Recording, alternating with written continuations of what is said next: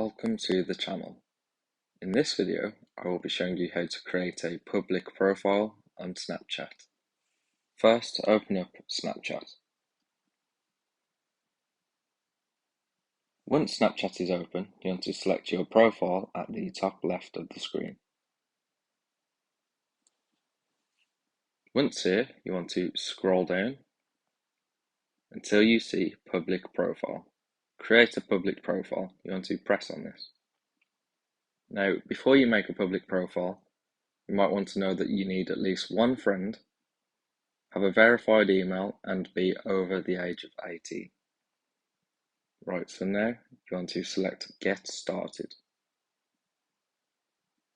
Read this: by creating a public profile, you will show your name on any snaps you have ever posted on Spotlight or SnapMap. Any lenses you've made marked searchable will also appear. And you want to select Create. Once you've created it, you now want to select your public profile. And as you can see, now you can create videos and things for people to see. If this video helped you out, please leave a like, comment and subscribe, and I hope to see you again soon.